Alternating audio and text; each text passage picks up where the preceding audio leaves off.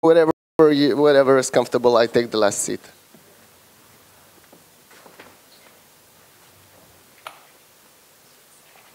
Okay, so you probably guys know them better than I, and we all were introduced already, but can you guys tell a little bit more about yourself, your research and occupation? So let's start from Mr. Kšenas. Okay, so... Is it on? Yeah, so as it was introduced, I am from neurobiology, or neurobiologist as I treat myself, and that's for whole of my scientific life. I started with investigation of visual system, which is still first love, and still I'm interested in this, but now I have much broader interest, and generally it's about mechanisms, how brain is working and what is changing. Yeah, shortly like this probably. Thank you, Mr. Šiknis. Okay, hello to everybody, and it's my pleasure to be here. And my background is chemistry, and now I turned into a biochemist, but doing the same thing. In fact, I'm trying to understand the chemistry that is going in cells, and for a long time we are trying to understand how bacteria defend themselves against viruses, and how they build different defense barriers and fight against viruses. And this brought me to a really exciting field. Actually, when we understood how bacteria defend themselves against viruses, we realized that actually there are some tools that could be used for very different fields, and this brought me to a field of genome editing. Hello, I'm Gintaras Jonaitis. I'm working in the biomechanics engineering department of Vilnius Technical University. And now we are working with exoskeletons, bionic prostheses, and just accreting it. I hate microphones.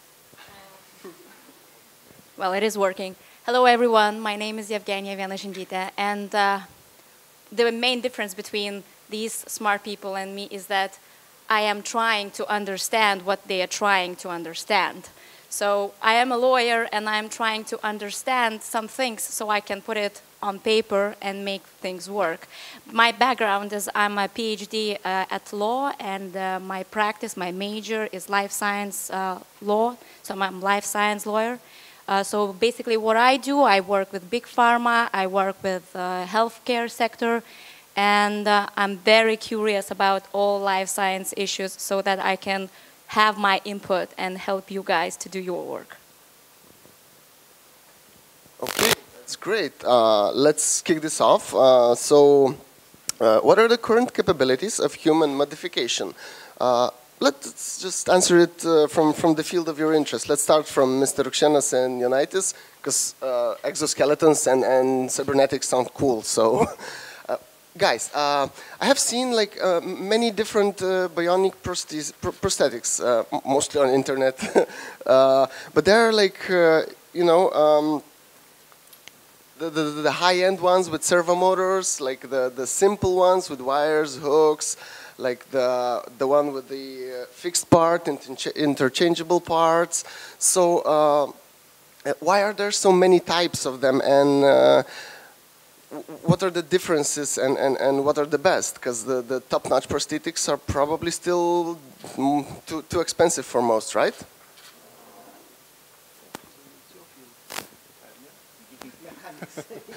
Yeah. Yeah. To create bionic prostheses with open source software and devices, we need only a 12-line code to move servo motor from a muscle. This is complex problem, no? I think no. No. And we are using non-invasive sensors because with invasive is... Non-invasive is like a sticker. Yeah. Because we are not medical students, not a medical department. And I teach all students, schoolers, how to create bionic prostheses, how to rule exoskeletons. Because this is not a complex problem to create it. Okay, so do you think you've mentioned that you're using non-invasive methods. So, but what do you think? Are those prosthetics better, or maybe the implanted ones are better? Which are more, let's say, more technologically advanced? The ones non-invasive or invasive? With the implanted sensors is a little bit, we don't have noise, because non-invasive sensors have a lot of noise. With implanted sensors, this is no, very, very good. Okay, so what are you doing is the tougher way. It's harder to make it right? Yeah. Okay, one more example. There's like, you've maybe heard about this startup, Open Bionics. Well, it's a startup backed by cyberpunk video game series Deus Ex publisher, Eidos Montreal. And they created affordable 3D printable bionic hands. You can just download the schematics from their internet site and buy like muscle sensors, electrodes, and everything else in their shop. So do you guys think it's this business model could be the future? Yes. Why not? So maybe somebody in this university would start a similar startup. Not in this university, in all Lithuania, in all schools and... In technological university. Yeah. Okay, because there are like lately many examples of and quite a bit of PR on bionics. So there's like Japanese Konami financed like really high-end prosthetics for a British man lately, James Young. So it apparently attracts the commercial attention. So does the field needs money? Could those companies like Konami help? But we can help for people that have no money. Okay, so the health system is for them, but okay, let's speak about the health system. So in Lithuania, let's say, if the guy needs a hand, so what is the procedure and what the best hand he can get? All bionic hands, legs is bringing from Germany, from France or USA. In Lithuania is not using Lithuanian projects. But they're not high-end prosthetics, right? Yeah. Here in Lithuania, or are they? We don't have good technologies to create good prostheses, but we can learn how to do it, how to create it. And I'm working now with this. I'm teaching students to create a very, very good level of prostheses. Okay, so maybe we'll have some Lithuanian prosthetics soon. Yes, let's hope so. Okay, let's move on to gene engineering. Mr. Šikšnys, what are the capabilities of gene modification and human gene modification? So, yes, in short, it would be an answer that the capabilities are unlimited. And let me start by introducing you a book written by Electrode, and the book is called like The Interests of the Future. And one of the intro to the chapters of the book says that the last $1 trillion industry was built on a code of ones and zeros. The next will be built on our own genetic code.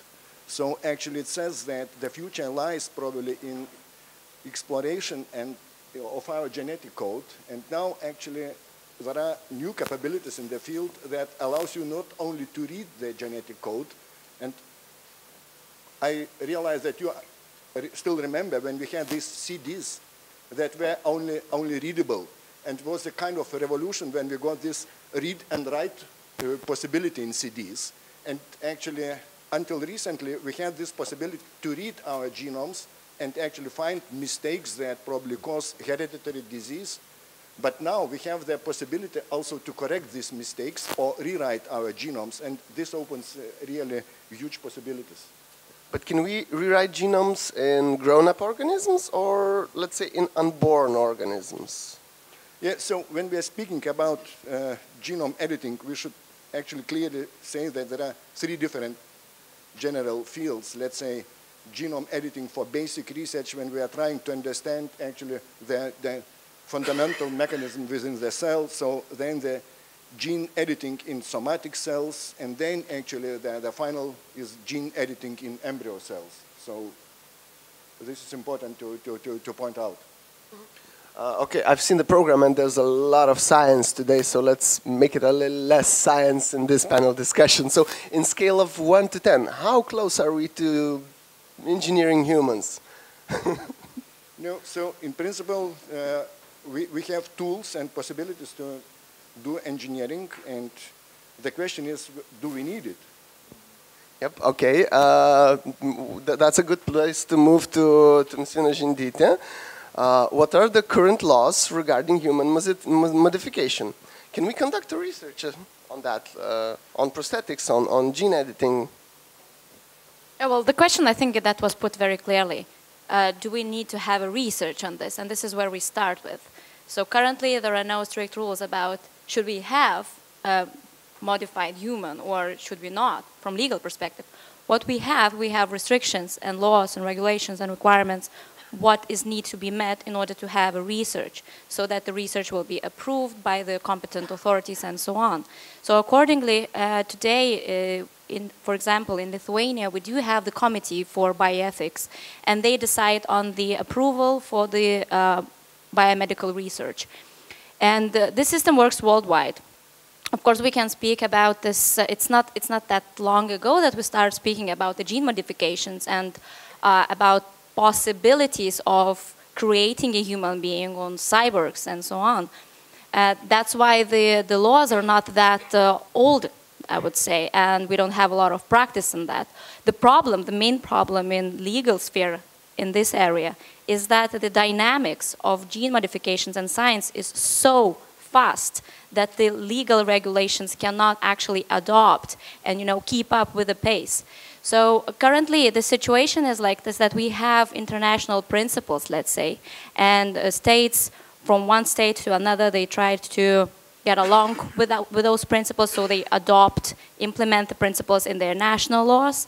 Some of the principles, for example, I believe that some of you are aware of Oviedo Convention, which is the convention adopted by Council of Europe, which is a legally binding instrument, but this is in this area of biomedicine and bioethics. This is the only legal binding instrument so far on the international arena.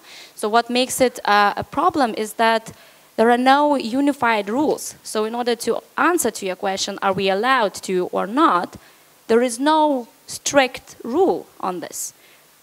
Up to this day in Europe, we do have a restriction saying that we are not allowed to clone people.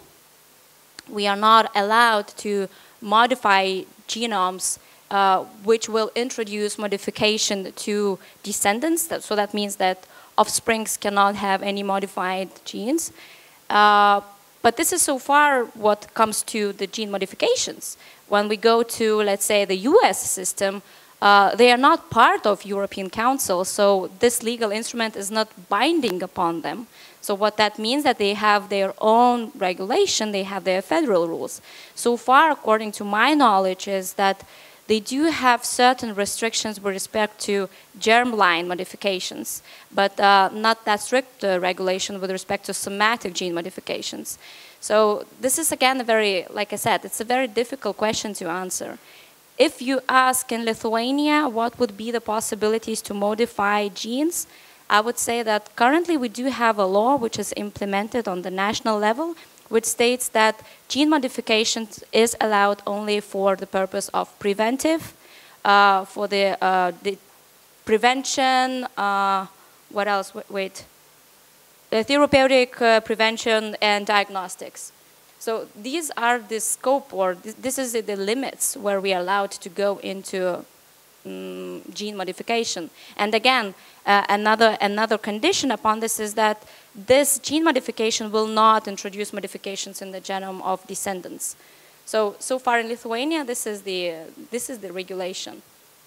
But again, this stems from the Oviedo Convention, and today we do have 29 member states that ratify the convention. So that means that very similar provisions would apply in 29 member states with respect to restriction on gene modifications. For example, again, if we go to Japan or if we go even to UK, let's say UK is the part of Europe, right? And it's a part of the Council of Europe. But they haven't ratified the convention, so what that means that they are not obliged to obey the convention rules. What they need to do is they need to analyze the principles. And what are the principles? Principles are declarations. So it's really easy to manipulate with the principles.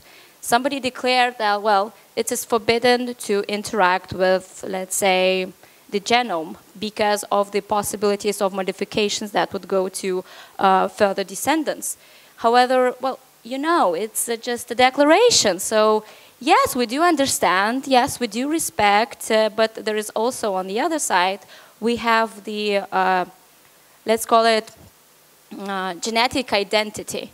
So every person has a right to his genetic identity. What does it mean? It means that I am autonomous to decide what is my genetic identity.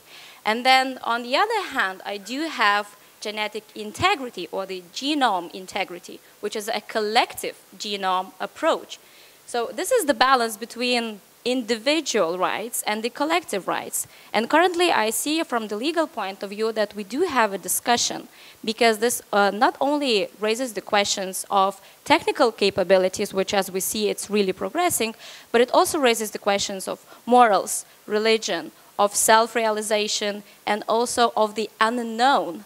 So you know, I can talk about this on and on and on because this is, for me, I'm so fascinated about it. It's like, you know, part being a little bit of scientist, but then a lawyer at the same time. To sum it up a little, if I would go on a quest to, let's say, engineer a replicant that would be strong enough in radiation and would not suffice to radiation, that would go and mine asteroids. Like replicants in Blade Runner. Like Blade Runner. Yes. So which country should I choose? No, non-European country, that's for sure, right? Let's go to Plenada, you know, it's like in the cosmic space, so we have another star. So I believe so far that would be the best place to do that. No, but all the jokes aside, I really doubt that today we could have this I wouldn't even know how to call it, subject or object. You know, there's another question from legal standpoint of view. Well, the more liberal countries, of course, are USA and, let's say, Japan. But in any case, even if we do have several examples for the research of gene modification, even for the germline, using the I think that they use the same DNA scissors. Well, this very difficult sentence of all the technique, how you call it. But, and I think that they are the only ones who, in China, there was the recent two researchers that were approved to implement on the embryos. So, you know, it could be China as well, but even though, if we do have created something, that wouldn't go unnoticed. Write that down, then China and Japan. So if I may join the discussion that if you would like to change your genome and go to mine asteroids, so clearly the country that you choose is not Lithuania. Because as far as I know, in Lithuania, any experiments that are involved with germlines are prohibited by law. So it means that no chance, and there is a guideline for recommendations for doing genome editing experiments by National Academy of Science in US, and it specifically mentions there are several countries where no experiments with germlines are allowed, and these countries, as far as I remember, include Lithuania, Chile, Slovakia, and probably Germany. So that's maybe Poland, yeah. So. Why is that? Why is that so? Where's the minister? No, not here anymore. Okay. Okay, thank you. One more question from the law perspective. About clinical trials. So generally, what determines if the treatment or a prosthetics or something else can be or cannot be used on humans? Can I just make sure that everybody hears me? No? No, okay. He's waving. Well, yes, the terms are quite favorable, I would say, in terms of comparison to other countries. For example, if you do want to have a clinical trial, yet again, we have to distinguish two terms, clinical trial and biomedical research. Biomedical research is, the research in the general terms. Clinical trial is the trial where the human being is involved. And this requires the stringent and more, let's say, the higher attention, because when we have to weigh the benefits for the research and as well the possible implications or all the negative aspects that could go to the human being. So in Lithuania currently, in order to have the approval or the permit for the clinical trial, you apply directly to the biomedical the Committee of Ethics of Biomedicine. I think that would be the translation into English. And you have to submit, of course, as it's usual with clinical trials, you have to submit the protocol, you have to submit all the consents, you have to submit all the information about the sponsor, about your main investigator. Then all the documents are reviewed by the panel of the committee. If the research is run into the regional parts, then it's the regional committee who is responsible for all this.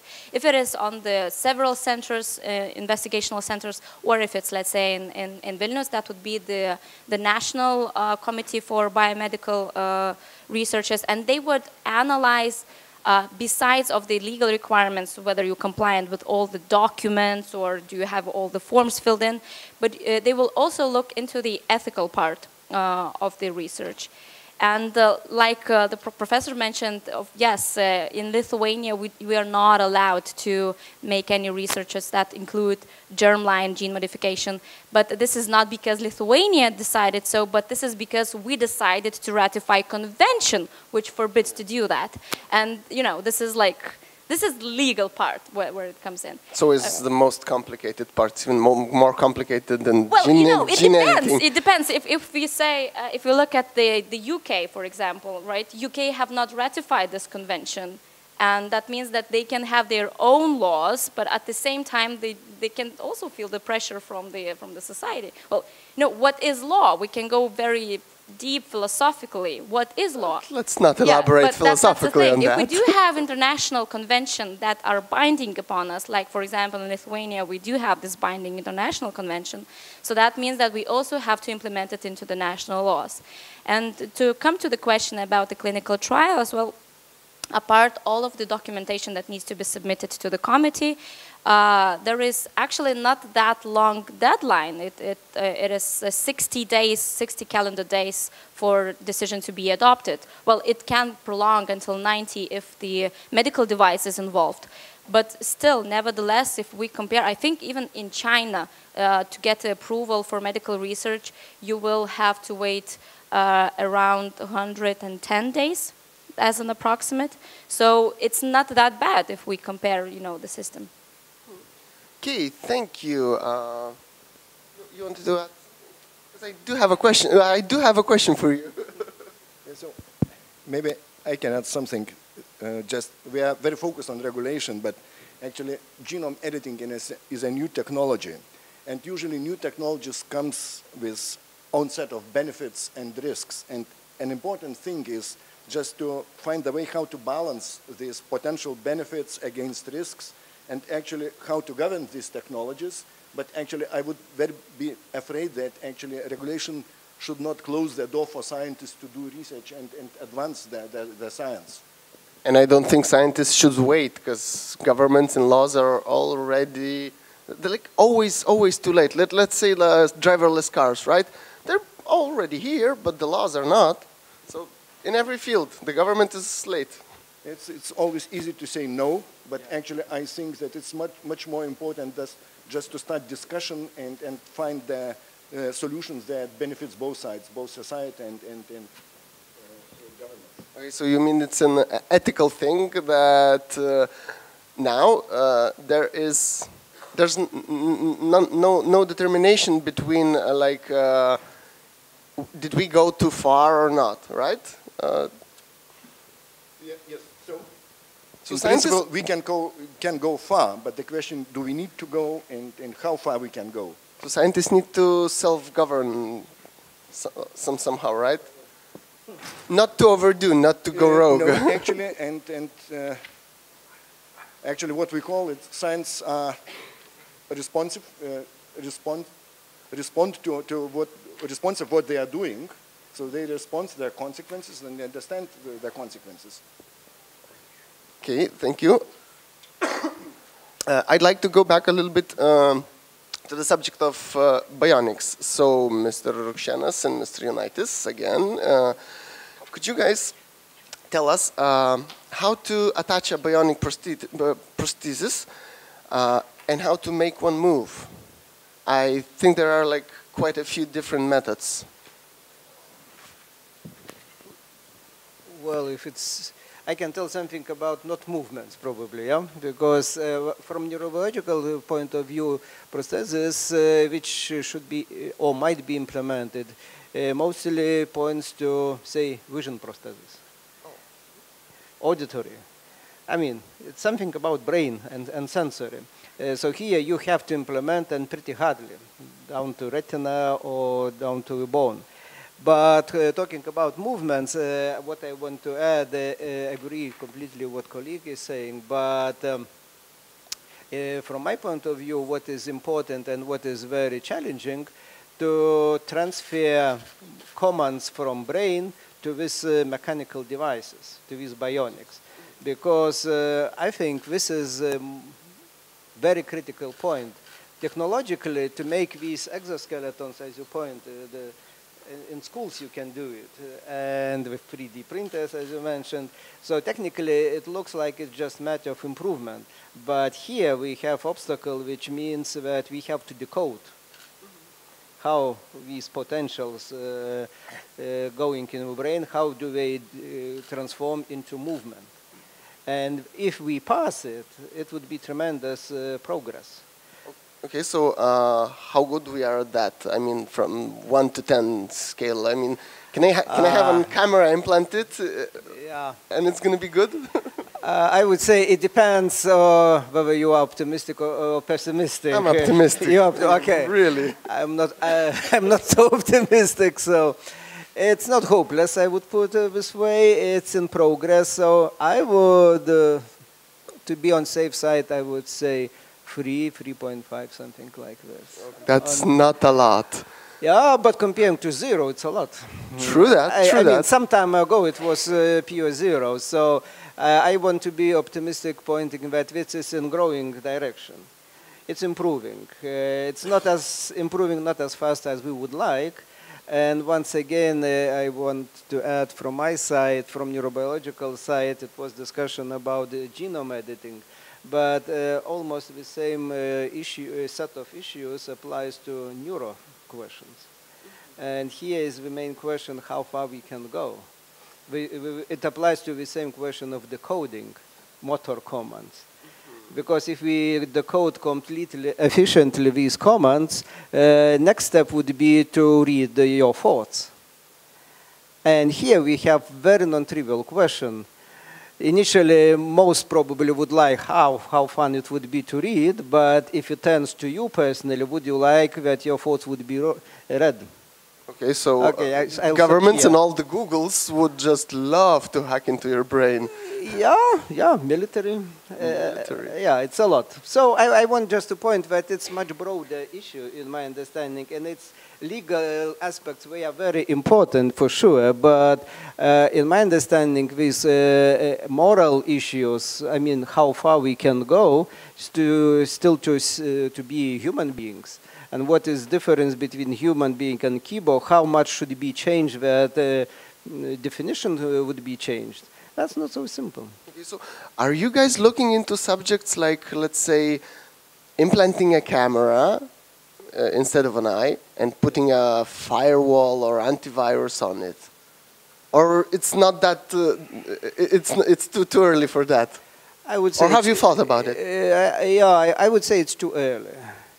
We would like to reach this level that we would need firewall. Oh. Yeah, it's, in this context, I would say just recently, thanks to students, they told me about this movie Black Mirror.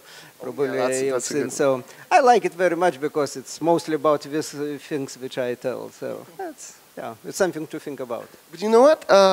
Don't judge me. I watch a lot of Discovery and Science Channel. I think I've seen a program that they were showing like a really low resolution camera implanted instead of the eye, and the guy could distinguish like the light, where is light, like shapes, and where is dark. So is that true or? Yeah, absolutely. It's true, and that makes me very optimistic. Oh, so this is the 3.5 in the scale of 10. Yeah. Well, 10 would be to see completely and to distinguish, identify faces, hairs, etc., etc. That would be 10 in this context. But imagine a person who don't see anything, just black, and as a contrast to that, person who sees that there are some shadows, some lines. Recently, they can go down up to this level that they can find out doors, big windows. Definitely, they won't take a small pencil, but okay, it's a lot. If we switch to auditory system, recent implants allow to reach this level that person with this implant can distinguish a person by voice. It's fantastic. Yeah. As I mean, starting point, anything, person doesn't hear anything.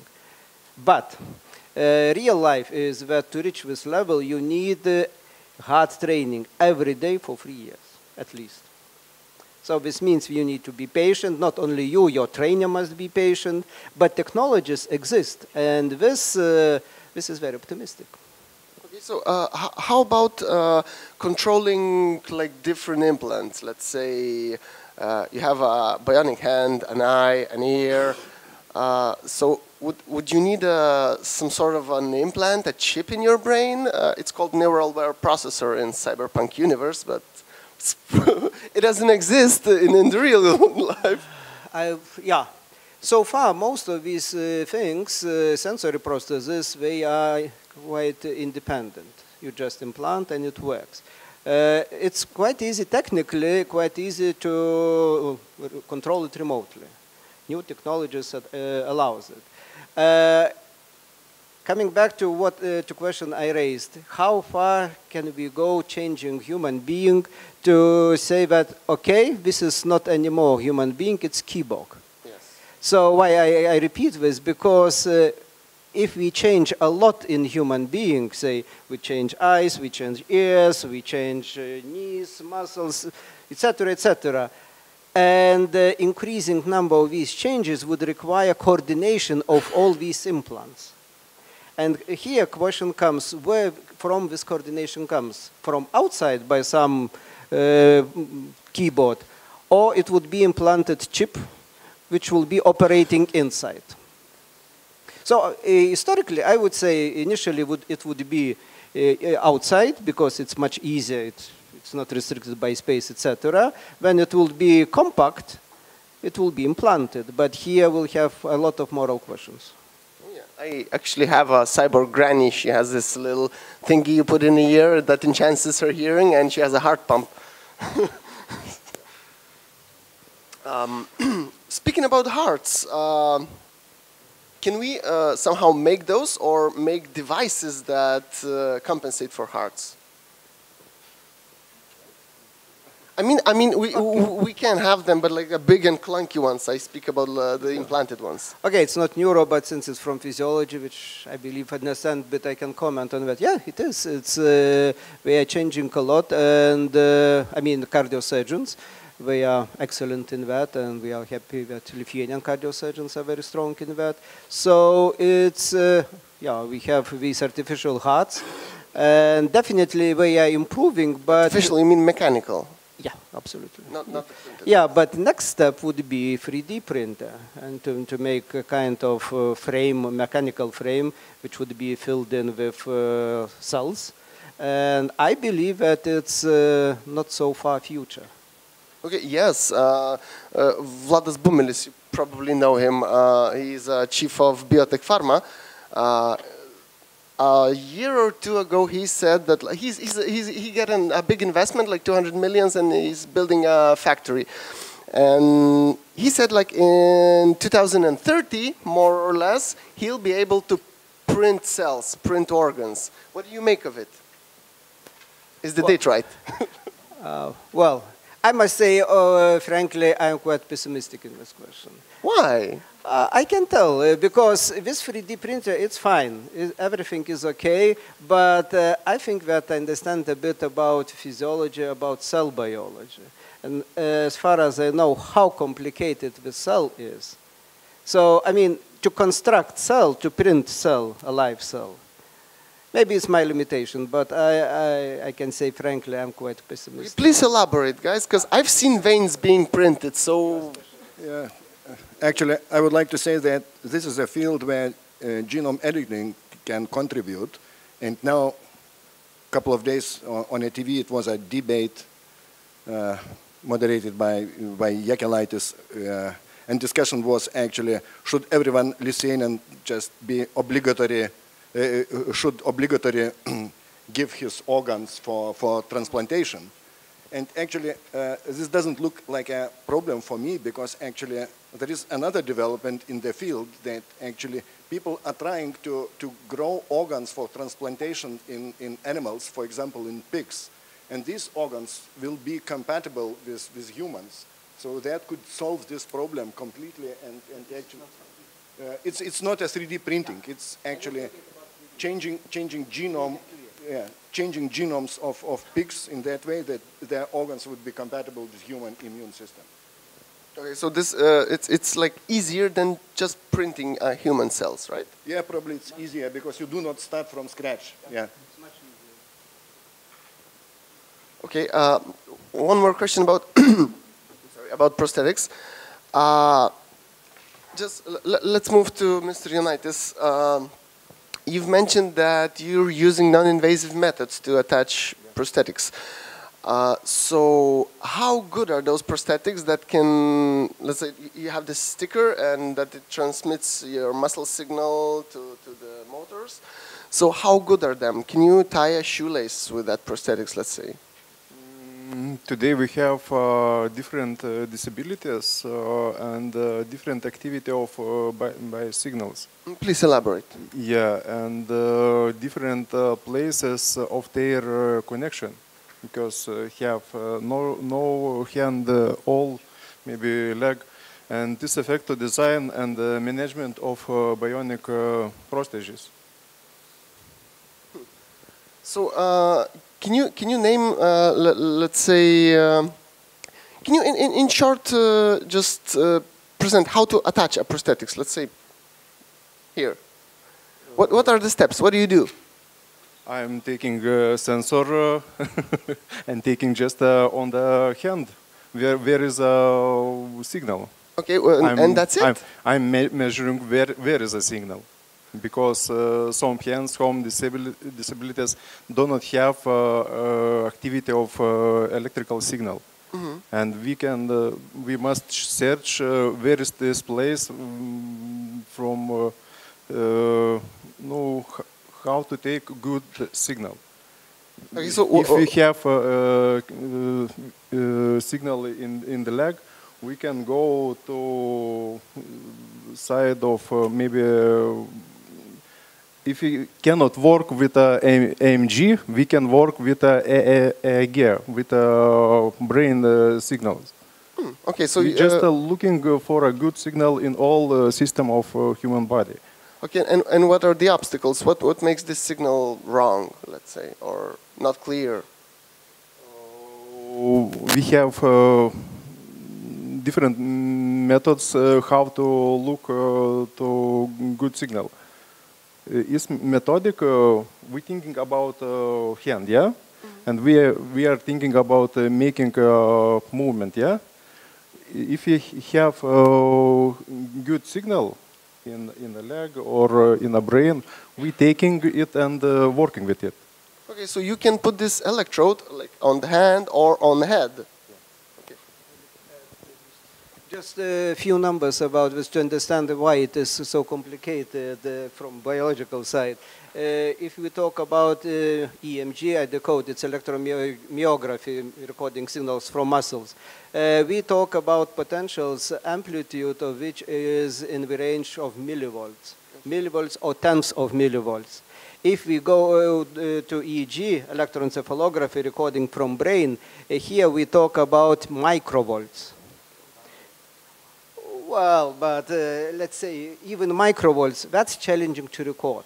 That's a noisy level, and that's why we need a lot of repetitions, etc., etc. Signal itself imposes these problems. So, okay, so the better electrodes we have, the better signal, or the better chips decoding the, which is more important? Electrodes, first of all, electrodes, yeah. That's why invasiveness is very good in that sense. It's bad from another point of infection, etc., etc. But if you want to record signal, closer to cell or organ you come, better signal you get. That's the rule. Which method is more dominant in the world? What do you think? Well, it depends on question you want to get answer. If we talk about experiments, definitely we try to use invasive methods as much as possible. But now what is very good that with development of technologies, again, talking about neurobiology, we have fantastic brain imaging techniques. And now we can record activity of human brain while human is alive, awake.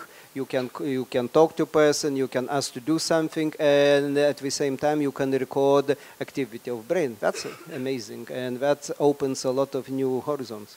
That probably poses challenges as well, right? Because human body can reject chips and other implants. Well, it can, but there are technologies which are very efficient in that sense with respect to immune system response. But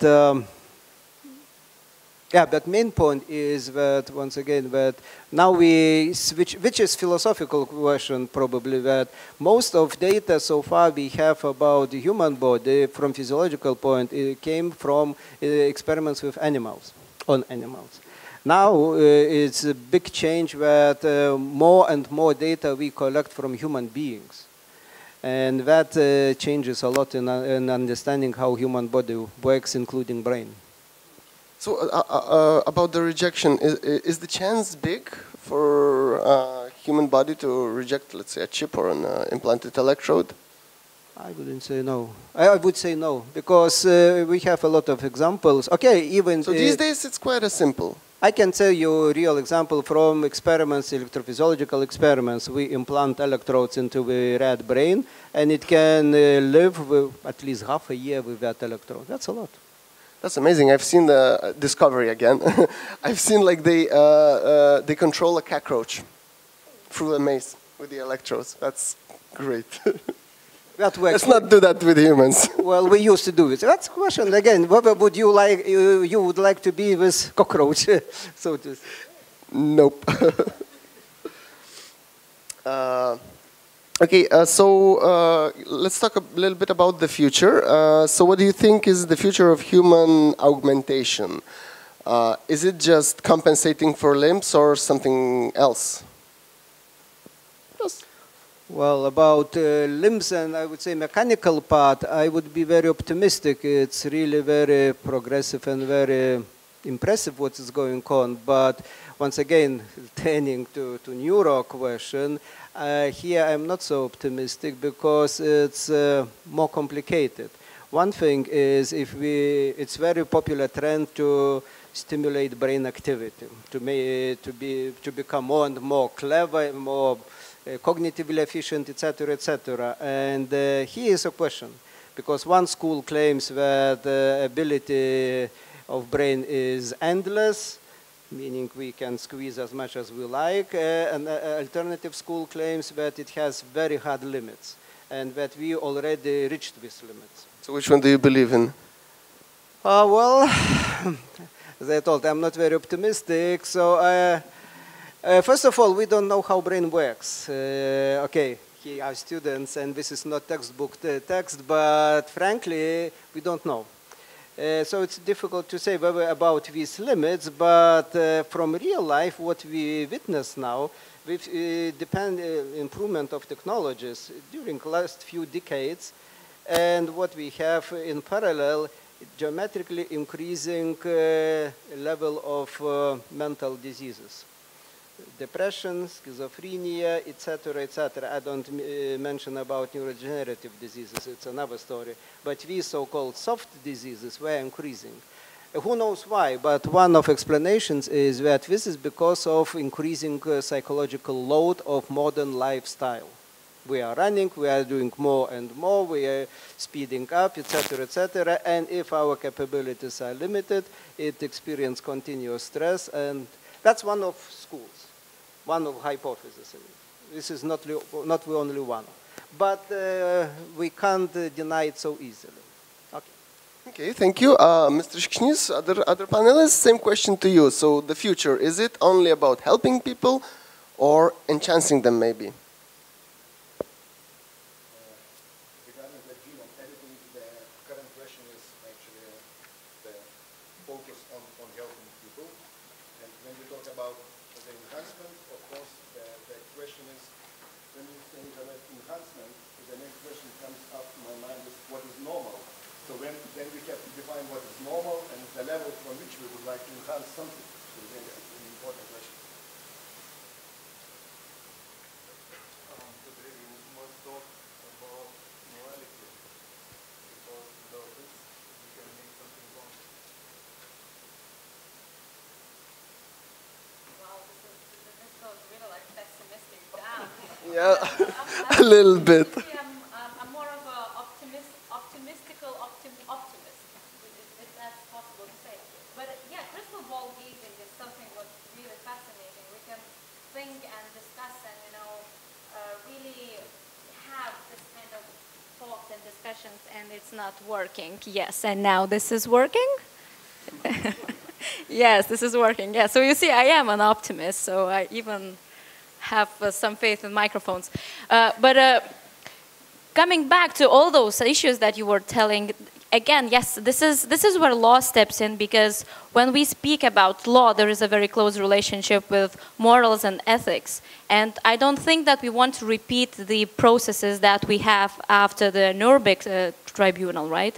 So that's why we have the the Nuremberg principles. And these are like the guidelines for us to go forward. And maybe this is the background of current regulations. But I do agree with you that some of the restrictions that we have now, they are so premature because they were developed by the time that when we didn't have knowledge as we do have it now. But on the other hand, who knows where we can go and how far we can go? And the question is, should we really go there? Because like you mentioned, this is where, again, the legal aspect comes in. What we do in law is just, we analyze the letters of law, right? We analyze what is written. And right now what we know that we can go as far as it goes into preventive purposes, as it has some therapeutic purposes, maybe diagnostic purposes. But what is the difference between therapeutic purposes and enhancement? Like you mentioned, this is actually the question where if we have any kind of situation where we need to analyze, the lawyer might step in order to help to, just to make some interpretations. So I wouldn't be that pessimistic, and I think that we have to go forward, because I do believe that if we don't go forward, that means that we go backwards. This is my kind of attitude. So I do believe, and I really inspire everyone to go forward, but at the same time, please do have at least certain limits of ethical principles that would guide you when you go forward. So that would be my note. Okay, don't make Frankenstein creatures. Sorry, guys, I have one simple example of enhancing human body. Just there's a Swedish startup, Epicenter, which made possible for its employees to have a little microchip, the size of a grain of rice, implanted in their hands, and they would replace magnetic entry cards and pin codes for coffee machines, for printing machines, and other things. And I think there was like half of them said yes. So would you guys go for it? Yes, if I would get a free cup of coffee, yes, I would go. There we go. How about the others? Well, to be systematic, I would say no. Why? Well, because well, it's something about privacy, and if you start with this, next step would be to record another data. And who knows whether it will be limited just by entrance, or it's recording other data. It's, okay, extreme case would be reading of thoughts. True. It's too early, probably, but still, even collecting information, where I am, how long I am, I mean, okay, it's done by mobile phones. Yeah, we are all in that network, I know.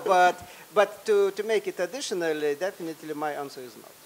Well, we do have biometric data in our passport, so we could have it here in the hand. It makes difference. Passport is outside, chip is inside. And this tiny line makes very strong difference in my understanding. Okay, how about you guys, Mr. Unitas? I'm a pessimist too. Scientists. Well, I am an optimist, but I don't think that I would like to have a chip in my body, at least not at this stage of the day. Well, it's, again, you know, we have this very nice and interesting paradox. When Facebook was created, right? People were running to Facebook, giving loads and tons of their own private information for free. You know, just because, well, and actually I don't know why. Just because I really don't know why. And now we have a situation when we talk about the personal data protection. So now everybody says, oh, wait, this is my personal data and I want to keep it to myself. This is my personal picture, but wait a minute, you just put it on Facebook. So now all the world sees that. So this is this line, you know, when on the first day or the first idea when I hear, would you like to have a chip? Oh, this is so cool. I'll be like kind of cyborg woman. And then the other day or the day after, I will think like, wait a minute. So now all my personal data is stored somewhere. So now somebody can know more about me than I do. So this is, you know, this is a very... Google already knows and Facebook already knows. Google already knows it, but It's this too is a late. really, really thin line at the end, and at the same time it's very sharp, I would say. So you should really understand both sides of the coin.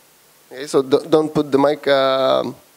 so should there be laws limiting using bionic devices? Well, as a general question, because it's a very general question, so as a general answer to this question, it will be no, of course. Bionic devices as such is not an evil, right? So this is not something that we have to forbid. Like everywhere, and this is the main legal aspect, it's the principle of proportionality. So we have to balance between what is good and what harm could it bring to us. So bionic devices as such is a great device. I mean, it can change lives of people who have huge disabilities. But at the same time, should we use bionic device to enhance ourselves? So this is, again, the question for ethics, morals, and sometimes also a personal decision. Okay, so, but the thing is, like, a lot of things are coming from companies, from the business. And as I mentioned, the epicenter example, the implanting things in your body is also coming from the business. So should there be laws limiting business people and making those proposals, let's say, or chipping their workers? Well, again, this is a very general question, which I can bring just a general answer. There is no, I don't believe in a generalistic or prohibitions of something. You know, that would be stupid, just to say this is forbidden because this is forbidden.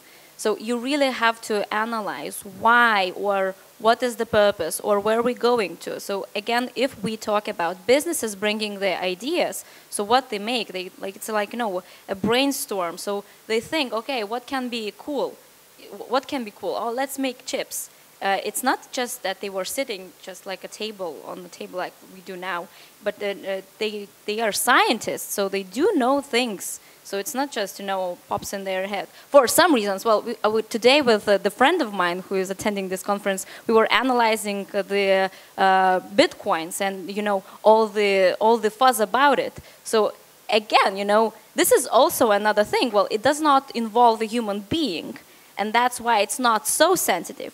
But at the same time, it's a new idea. Where it goes, it's difficult to say. But just to put a plain, dumb prohibition, I don't think that that would foster any development in the economy and in the society in general.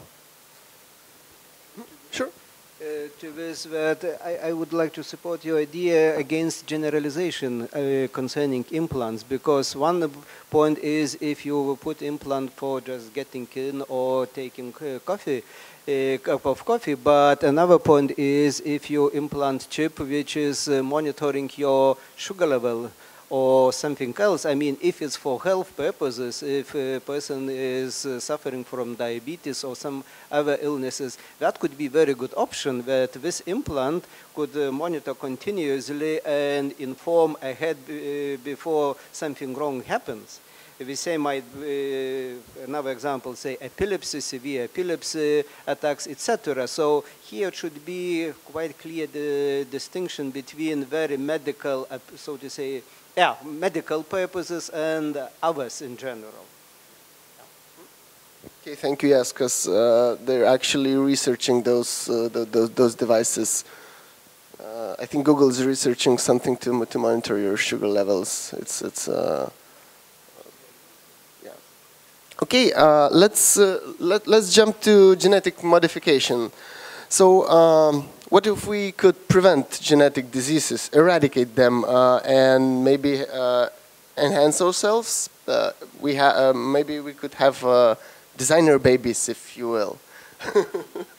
But okay, so I've heard from you quite a few times today already that it's not a question of can we do it, but should we do it? The same thing said Klaus Lindpaintner. I had a pleasure to talk with him. He's a chief scientist. He was at that time a chief scientist at Thermo Fisher. So, and we talked about this engineering humans, and he actually said that we can already program some traits like brown eyes, or for people not to get bald. And it's not a question of can we do it, but should we do it? So. Is it really, Mr. Šikšnys, can we already do these kind of things, and how much can we program? Yeah, in principle, the genome editing allows to make your changes in your genome, and these changes could be related to eradicating some mistakes that cause genetic diseases. So, and this is actually the major field which is developing right now, because actually this would just help people and decrease people suffering from really bad diseases.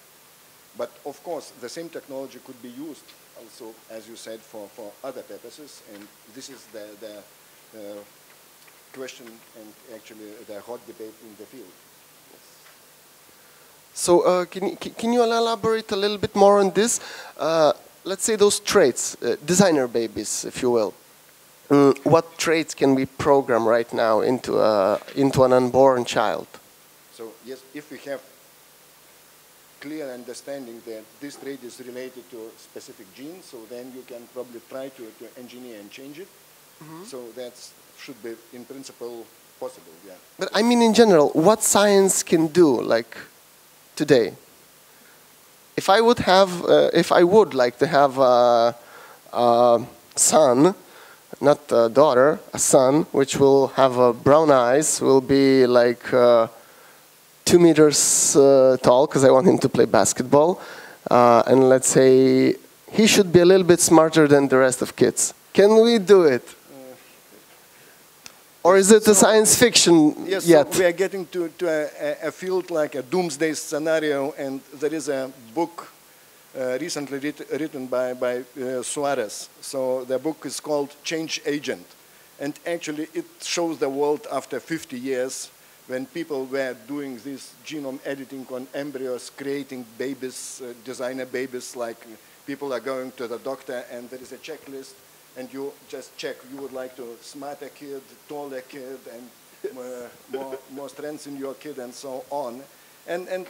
But this is a doomsday scenario.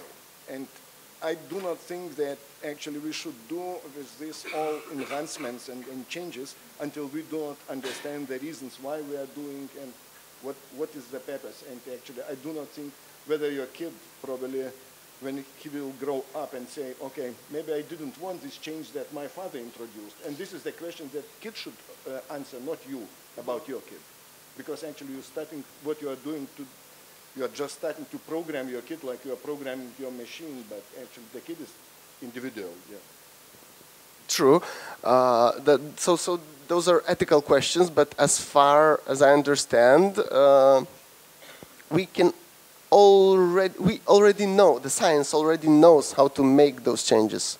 Yes, and actually even there are several clinical trials already ongoing. On humans?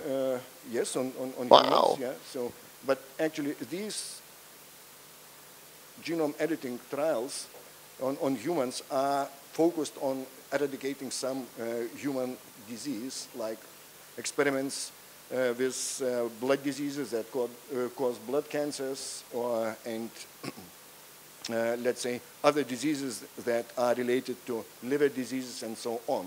So that diseases that are caused by genetic changes, and they are focused on a specific organ that is easier to engineer. Because when we talk about cell engineering, and if you would like to make changes in a grown-up human, so you need to make changes in the billions of cells if you would like to make the change in a human. So therefore, people are now focusing on cells or organs that are quite isolated. Okay, thank you. One more thing about this gene editing at home thing. I think you let a genie out of battle. Because like there was this, last year, this hacker, Joshua Zeiner, just injected himself with the CRISPR technology in a bit to grow bigger muscles. What do you think of it? Yeah, so there is a discussion going about this do-it-yourself genome editing experiments, but actually, as Evgenia mentioned, everyone owns its genome, so you can do with your genome what you like. But that doesn't look safe. But it doesn't look safe and wise, I would say, because actually there is no any scientific evidence that his experiments will succeed. Yeah, so have you read about this experiment of this Joshua Zeiner? Yes, there were several experiments. So. But have you studied it? Do you know what actually he did inject himself? Yeah, so he probably injected a kind of plasmid DNA that allows to make some changes. But actually, this kind of experiments that doesn't work and shouldn't work in his case. But okay. So you don't think these kind of things should be done, right? Yes, it's my opinion. So science should stay at science labs, not at conferences, and do it at home. That's probably right. It's much safer in the lab. Okay, let's go back to ethical questions about choices of kids that you've mentioned. That it should be a choice of a child. Should he? Or a choice of I don't know, God maybe, not a parent. I have one example about engineering humans and what can go wrong with it. There's a movie, Gattaca. Well, the film presents a biopunk vision, future of where society is driven by eugenics, and the programs, children are conceived via those eugenic programs to to get the best traits. And the film focuses on this guy, Vincent Freeman, who was conceived outside of the program, and he was not modified. And he struggles to overcome the genetic discrimination. He wants to go to space, but they just don't let him on the program because he's not modified and not smart enough, let's say.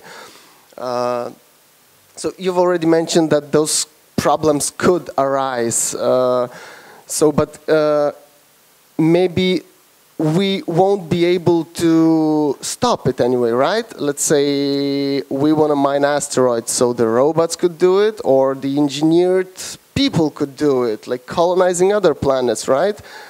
I'm not saying this is going to be tomorrow, but like in 1,000 or 2,000 years, we'll probably have to do it.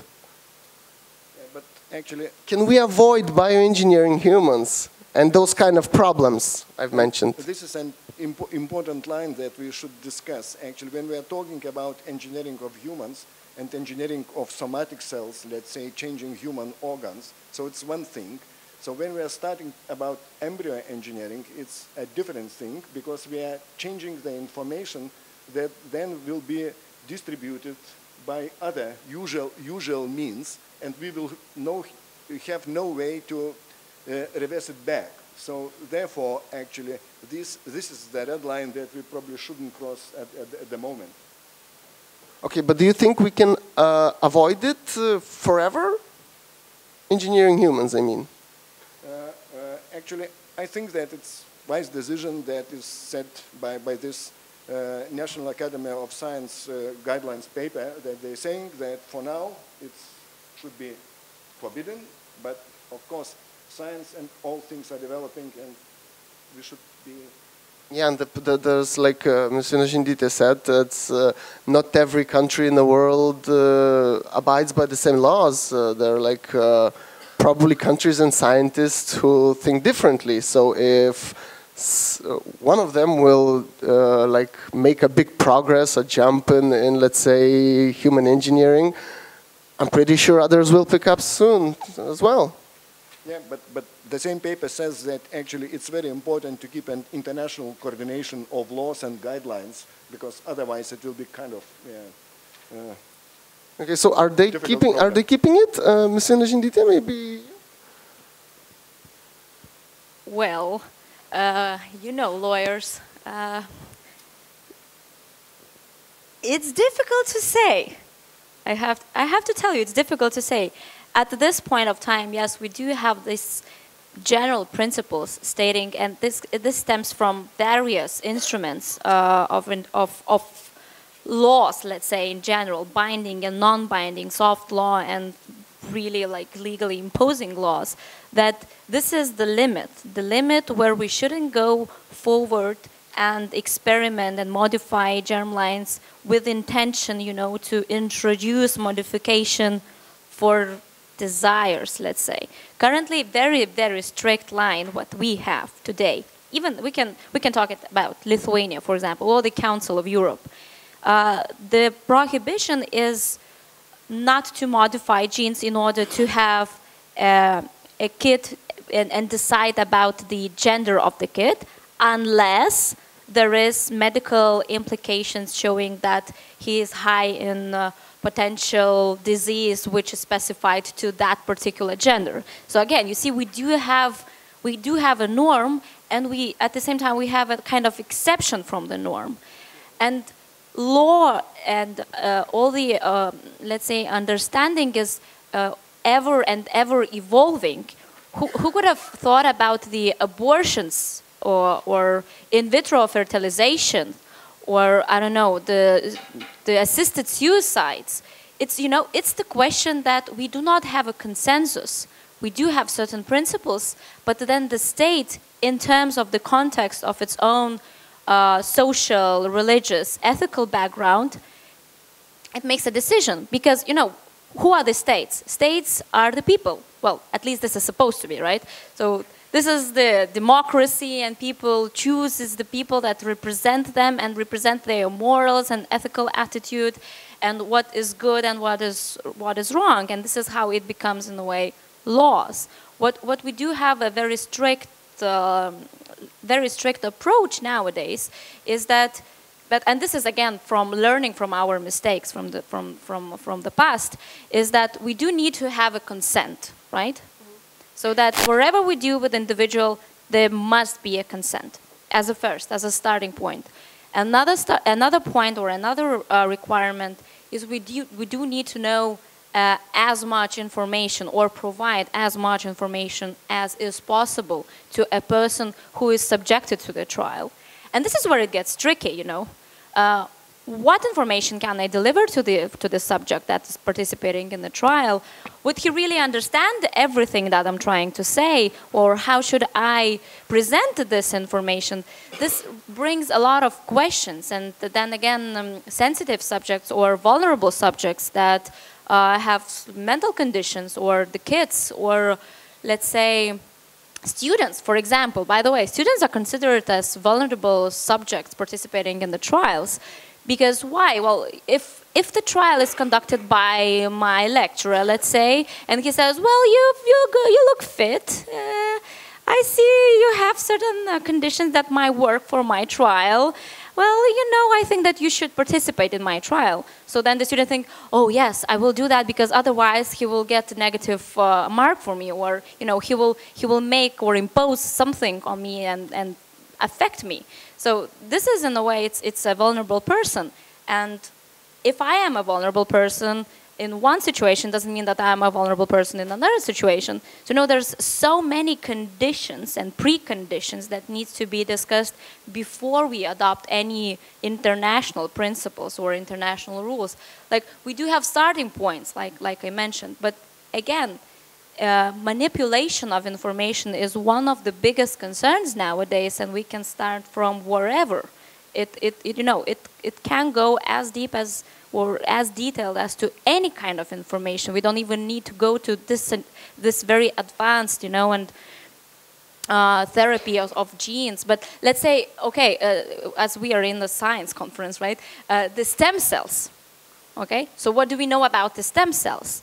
We know that there are kind of different variation of stem cells, and we know that there is this pluripotent stem cells that have abilities to adopt and to be a very specified cells. And well, at first we get to know that, okay, this is this kind of cell, and then the next step, what we can do with this kind of cells. And another thing, how do we get those cells? And we know that these type of cells, they are only present in the embryos.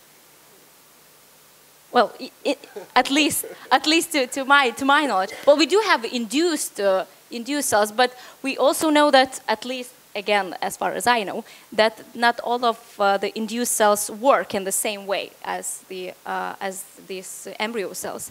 But in any ways, what we're going to, well, we want to discover something, and for example, this involves embryos. So the fear is that in order to have a treatment, because nowadays there are lots of therapies of stem cells. So in order to have these therapies for stem cells, that means that we have to create those cells. So what does it mean? That means that we, in a way, shall have a fabric of embryos who would allow us to have those cells. And this is, again, you know, this comes to not a scientific question, can we do it, but more of the moral and ethical question, should we do it? Yep.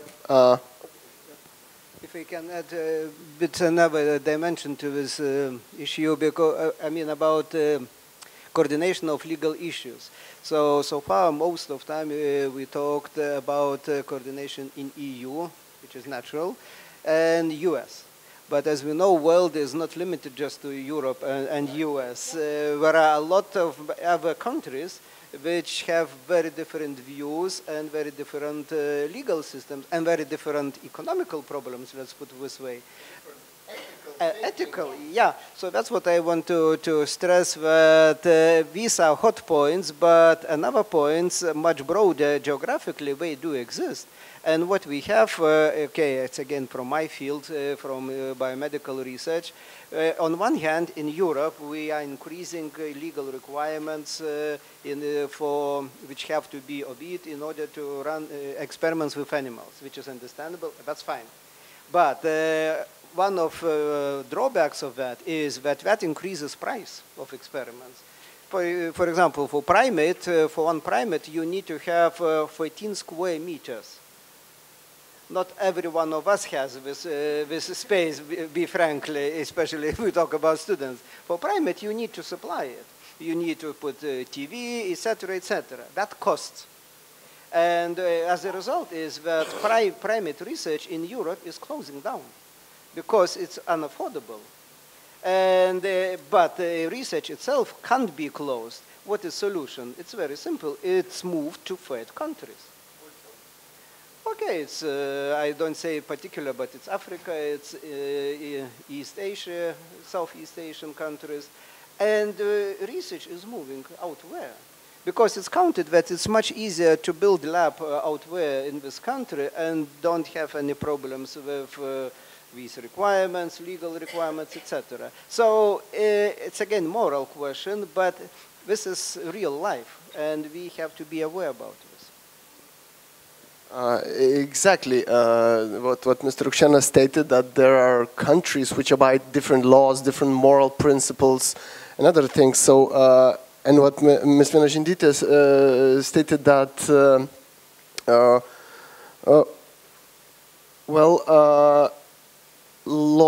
competition is in science and in commerce. So let's say that the lab which has better equipment, they make progresses faster, commercialize it, and let's say some scientists in Africa or China can make designer babies, and the country allows it, and it's not really expensive. So I'm pretty sure there would be people around the world to go to that specific country, to that specific scientist, to go through that treatment. So it's competition. So I'm not sure you agree or not, but in my opinion, humanity is bound to engineer humans. If you want to add something to that, so please. If no, we jump to another question.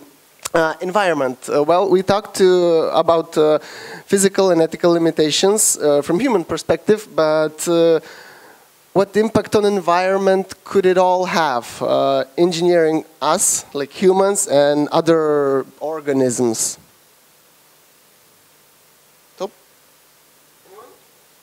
Well, I'm not sure if I'm the right person to speak about the results or implications to environment, but coming back to the movie that you mentioned, the Gattaca movie, which I really enjoyed.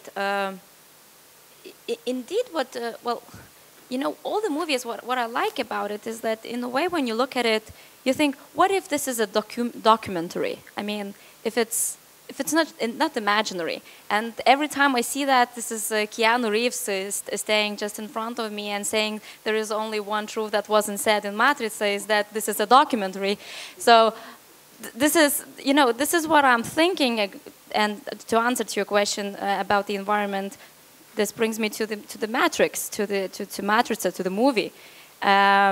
Sometimes, you know, we run so fast and we want to develop everything or anything or something that we don't really think about how this can affect the environment. And, you know, we don't need to look that far. We can start with GMO or genetically modified organisms in the food that we use and the implications that it have on the environment right now. The problem is that sometimes if we see something is happening, it's quite difficult to stop it.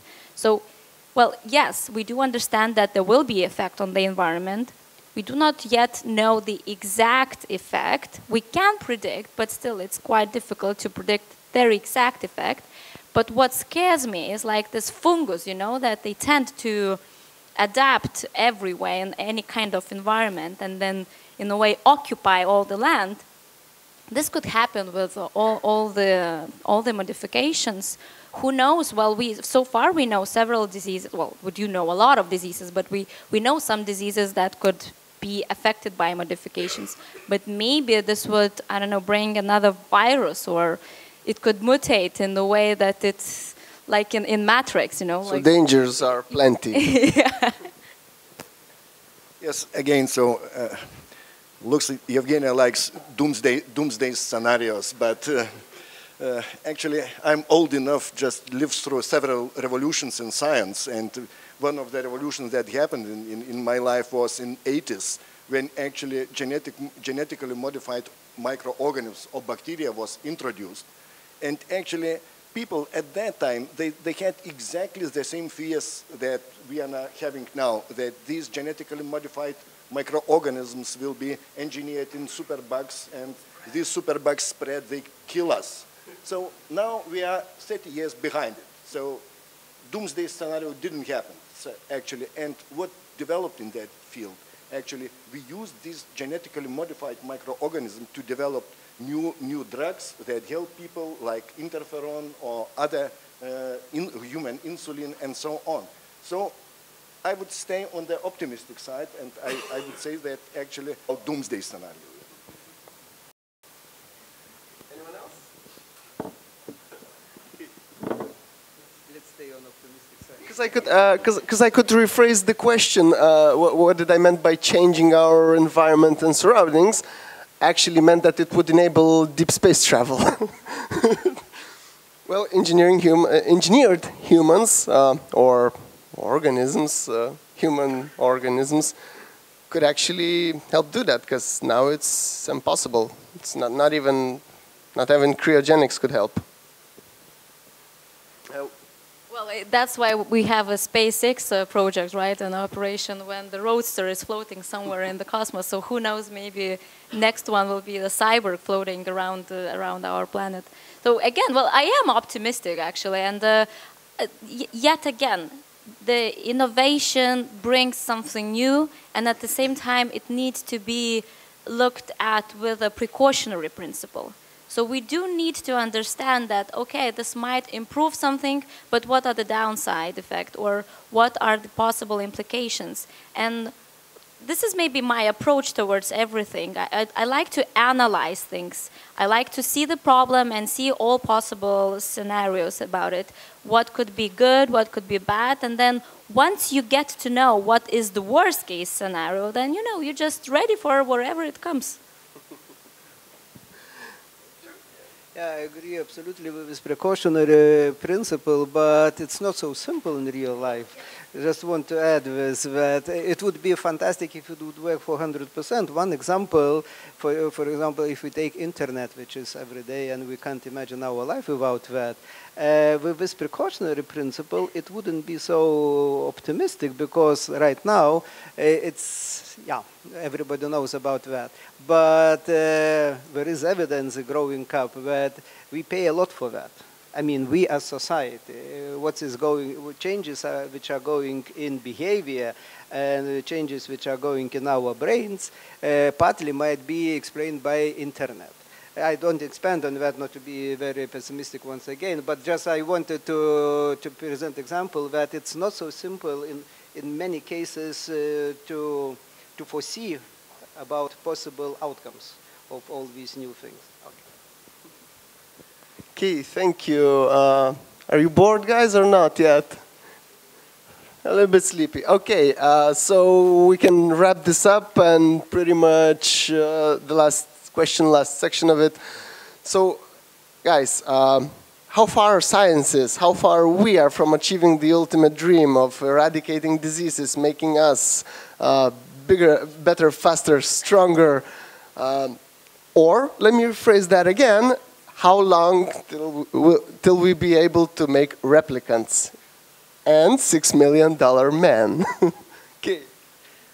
Okay. How long? I would be optimistic answering in this, that we are on the way. But I wouldn't present any numbers, as you like, in time, 10-point scale or something else, because I think it's an endless process. I mean, human being is still evolving, and new diseases are coming. which means that we knew to fight, to understand mechanisms of these and to find cures against these diseases. So whether it's good or not, as I joke, this implies that unemployment is not actual for scientists, but on big scale, that's how it is. We should know about that. Yeah. I guess that the strength of humanity, like every population, lies in diversity. So, and this diversity, as evolution theory teaches us, actually helps populations to adapt to changing situations and changing environments. So if we will start making replicas, actually we will lose this important diversity aspect, and then we'll probably lose our abilities to adapt to changing environments. We'll build other kinds of replicas then. We must work today to remove disabilities. Just that. Well, it's so difficult to have this wrap up one sentence. You know, I'm really get so fascinating about all these subjects and all these questions. And you know, to sum up, I would like to again come back to the Gattaca movie, which I really enjoy the ending and the whole idea of it. Well, we can engineer human beings, right? We can affect their strength, enhance their abilities of all kind of mental processes and so on. But like you mentioned, the human being is, maybe this is because of the instinct of evolution and survival. The human being is really adaptive subject, right? And it really tries to see how it can circumvent the system. And in the movie, if you have watched this movie, I like the idea that at the end of the day, he actually was better than all those subjects that were created, that were enhanced. Why? First of all, maybe because he had this belief. And it's not about religion aspect. I'm not saying that let's believe in God or something. It's just belief in general, as belief and as in a human race, or as I mentioned in the beginning, is this integrity of my own genome and also the unknown space and unknown development that can go on. Maybe I'm, you know, representative of the school that states that the limits of our capacity of thinking is unlimited, and it's only us that put those limits. So once we have a very clear ethical standards, first of all for ourselves and then towards the others, then I don't think that we should stop. We just really should dig into it, but just know where we're going, why we're going, what's the purpose, and how would that affect the others. So I just wish you all the luck for every participant here. I watched this brochure. It was amazing. I mean, so many young people doing researches. I'm really amazed and fascinated about it. So I wish you all the luck, and I hope that you will reach your conclusions, and that once we can, I don't know, maybe have a result of all those researches, and some genetically modified human being will be sitting next to us, and we can have the same kind of discussion. Okay, so thank you all guys, panelists. Thank you for listening to us. And I'm really glad to see scientists being cautious and careful, but if you have a chance to push boundaries, do it.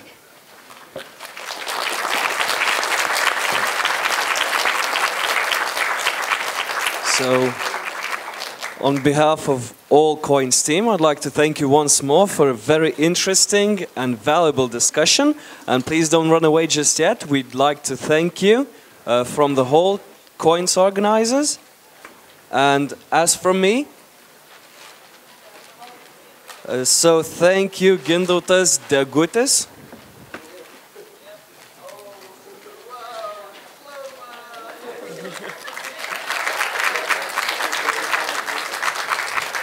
Osvaldas Rukšėnas.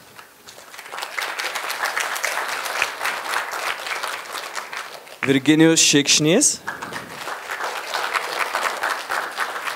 Gintaras Jonaitis. And Evgenija Vienažindytė. Thank you very much. And as from me, I'd like to add a quick note about the surveys that you should have found on your desks. We would be very thankful if you fill them in and throw them into this box during any time during the conference. Thank you very much for that. And now we'll have a coffee break. Coffee is free for everyone, so please enjoy it.